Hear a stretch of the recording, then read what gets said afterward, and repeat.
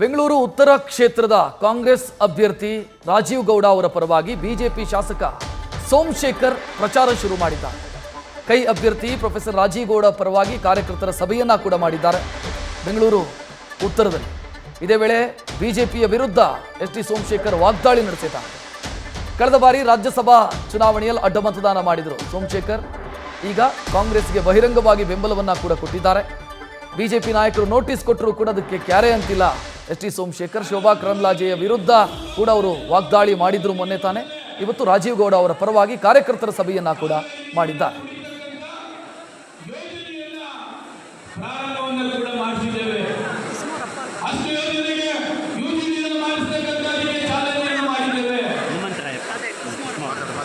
ರಾಜ್ಯಸಭಾ ಚುನಾವಣೆ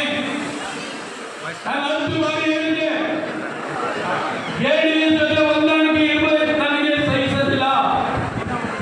ನೀವು JDS whip ಕೊಟ್ಟರೆ ನಾವು ವಿಪ್ ಉಲ್ಲಂಘನೆ ಮಾಡ್ತೇವೆ. ಇದುವರೆಗೆ ಮಾತನಾಡಿದ ಶಿವದೇವರಿಗೆ ಧನ್ಯವಾದಗಳು. ಈಗ ತಮ್ಮನ್ನೆಲ್ಲ ಉದ್ದೇಶಿಸಿ ನಮ್ಮ ಜನಪ್ರಿಯ ನಾಯಕರು, ಜನಪ್ರಿಯ ಶಾಸಕರು, ಮಾಜಿ ಮಂತ್ರಿಗಳೇ, ನಮ್ಮ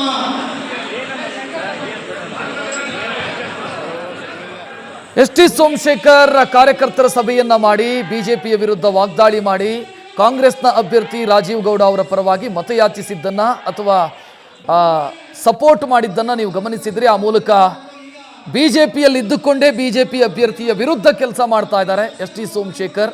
ಅವರು ಅಡ್ಡ ಮತದಾನ ಮಾಡಿದ್ರು ಅನ್ನೋ ಕಾರಣಕ್ಕಾಗಿ ಅವರಿಗೆ ನೋಟಿಸ್ ಕೊಡಲಾಗಿತ್ತು, ಅದನ್ನು ಕ್ಯಾರೆ ಎಂದಿಲ್ಲ ಸೋಮಶೇಖರ್. ಶೋಭಾ ಕರಂದ್ಲಾಜೆ ಅವರ ವಿರುದ್ಧ ಮೊನ್ನೆ ತಾನೇ ಅವರು ವಾಗ್ದಾಳಿ ನಡೆಸಿ ಇವತ್ತು ರಾಜೀವ್ ಗೌಡ ಅವರ ಪರವಾಗಿ ಸಭೆಯನ್ನ ಮಾಡಿದ್ದನ್ನ ಕೂಡ ನೀವು ನೋಡ್ತಾ ಇದ್ರಿ. ಆ ಮೂಲಕ ಯಶವಂತಪುರ ಕ್ಷೇತ್ರದಲ್ಲಿ ಬಿಜೆಪಿಗೆ ಹಿನ್ನಡೆಯಾಗಿರೋದು ಕಾಣಿಸ್ತಾ ಇದೆ. ನ್ಯೂಸ್ ಫಸ್ಟ್ ನಿರ್ಭೀತಿಯಿಂದ ನಿಮ್ಮ ಪರವಾಗಿ.